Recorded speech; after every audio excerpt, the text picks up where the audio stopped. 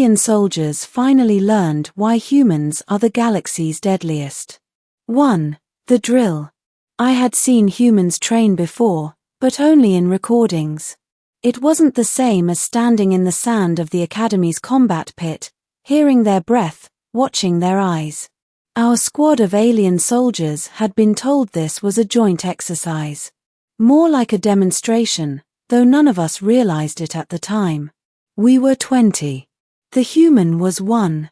He looked ordinary, even fragile compared to our scaled hides and armored bodies. His name was Sergeant Daniel Holt, though he told us to call him Dan. He grinned as though this wasn't serious at all. The instructor's voice echoed across the pit.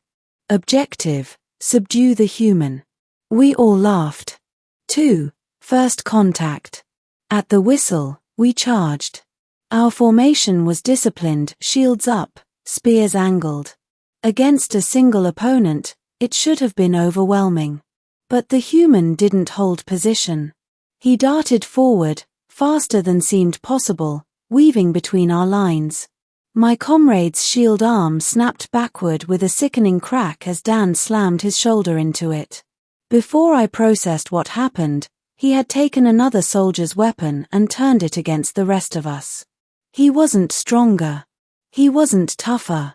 But he was relentless, a storm in motion. Every strike flowed into the next, every dodge turned into an attack. 3. Escalation. We adapted, surrounding him. A ring of armored bodies, weapons closing in. No openings. Dan grinned wider, blood streaking down his cheek from a glancing blow. "You're learning," he said. "Good. Now survive." He lunged, not backward, not away, but through. The circle shattered.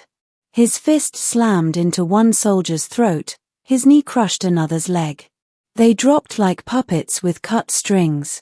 It wasn't brutality for its own sake. It was precision. He knew exactly where to hit, where our armor was weakest, where pain could break focus. And he never stopped moving. 4. The turning point. 10 soldiers down. 10 still standing. Fear rippled through us, something soldiers weren't supposed to feel. Dan's chest rose and fell quickly, but his eyes burned with something terrifying. Not madness. Not rage. Something worse, calm determination, the kind of focus that belonged to a predator that had survived far too many battles. One of us shouted, "He's bleeding. He'll tire." Dan heard it. He laughed, low and rough. "Tire? You think this is hard?" That was when I realized. For him, this wasn't war. This was training. 5. The final push. We charged together, the last of us desperate to finish it. Dan didn't meet us head-on this time. He shifted, feinted, used our own momentum against us. A trip here, a shove there, and bodies slammed into each other with bone-breaking force. I swung my blade at his side. He caught my wrist mid-swing, twisted, and I collapsed to the ground screaming as my arm snapped.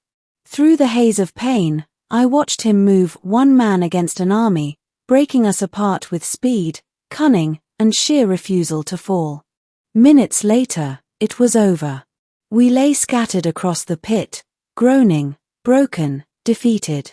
The human stood in the center, blooded, bruised, panting but standing. 6. The silence. The instructors didn't speak. Neither did we. Dan wiped blood from his brow, looking around at the devastation. For a moment, his grin softened into something else, not pride, not arrogance, but understanding.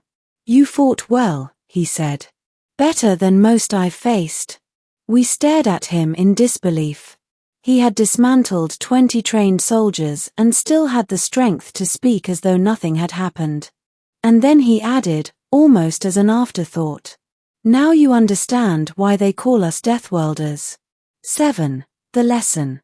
Later, as medics carried us away, I thought about what I had seen. It wasn't just strength. It wasn't just endurance. It was adaptability, cunning, and a terrifying refusal to quit. Humans didn't win because they were the biggest or fastest. They won because they turned every weakness into a weapon, every wound into fuel, every hopeless fight into survival. And survival, I realized, was the deadliest weapon of all. 8. Closing. We had laughed at the idea of one human against 20 alien soldiers. We weren't laughing anymore. That day, we finally learned the truth etched in blood and sand. Humans aren't dangerous because they seek war. They're dangerous because they survive it. And the galaxy would do well to remember.